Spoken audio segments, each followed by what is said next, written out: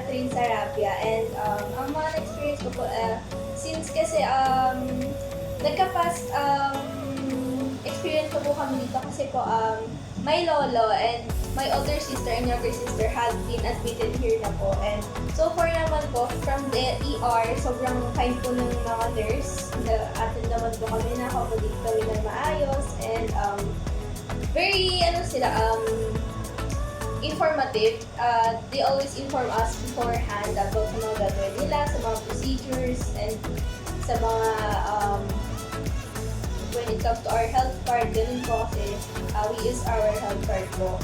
And when it comes naman po sa, yun nga, sa bantay po, very strict po sila kasi nga, we're still in the pandemic. So, talagang limited to only one lang talaga siya. And, syempre sa visitors, nasabihan naman kami na it's only one pag-aakyat, isa-isa lang, then it's only 15 minutes, which is very understandable naman kasi, yun nga, sa pandemic.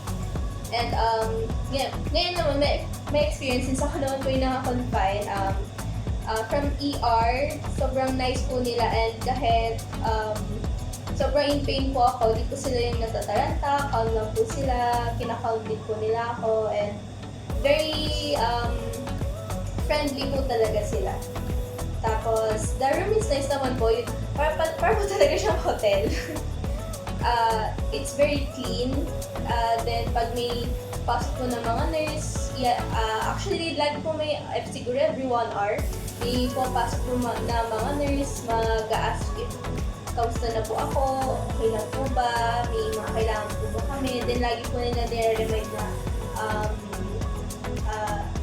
open lang naman po sila, may call button po dito, we can call anytime for any concerns, ganun po. Then, yung mga din po, staff nila, yung housekeeping, very nice naman po and they're doing their jobs very well po. I would recommend SISH, South Imus Specialist Hospital. It's very good and very accommodating. Thank you.